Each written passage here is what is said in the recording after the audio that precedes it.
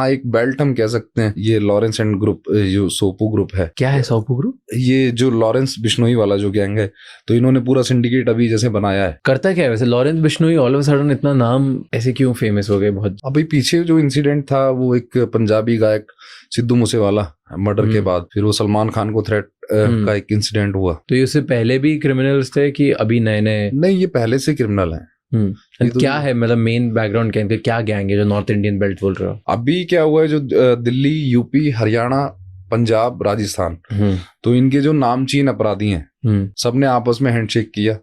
दिल्ली वाले को जरूरत है तो पंजाब वाले से मदद लेगा, पंजाब वाले को जरूरत है वो हरियाणा वाले से मदद लेगा।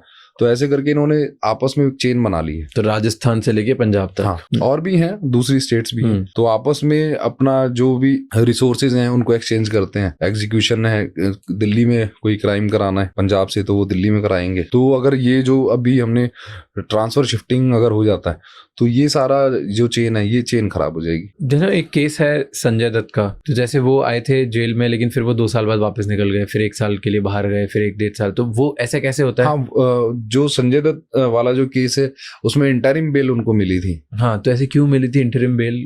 वो कोर्ट कंसीडर करता है कि इस ग्राउंड पे कि मेडिकल ग्राउंड है या फैमिली का कोई ग्राउंड है। तो उसमें जैसे अभी मैंने आपको बताया कि आपका जेल का बिहेवियर कैसा, आप जेल में किस तरह से आप रह रहे हैं, तो वो हमारी रिपोर्ट पे डिपेंड करता है। अगर रिपोर्ट अच्छी बना के भेज रहे हैं जेल ऑफिसर, तो फिर इस तरह की इंटरिम बेल जैसे प्रोसीजर मिलते हैं कन्विक्ट तो अगर मतलब 5 साल की जेल मिली किसी को, तो 2 साल बाद इंटरिम बेल किसी ना किसी ग्राउंड पे अगर अप्लाई की जाए तो मिल सकती है। हाँ, अगर उसका जेन्युइन ग्राउंड है वो कर सकता है, कोर्ट का डिस्क्रेशन है वो। आपने बताया था कि आप निर्भया केस में इन्वॉल्व थे, तो आप कैसे इन्वॉल्व थे इसमें? जो निर्भया केस ये 2020 का है, 20 मार्च 2020। तो उस टाइम पर मैं नेशनल गेम्स में गोल्ड मेडल लेकर, हमारे जो डीजी साहब थे संदीप गोयल जी, मैं उनको मिठाई खिलाने गया, आशीर्वाद लेने।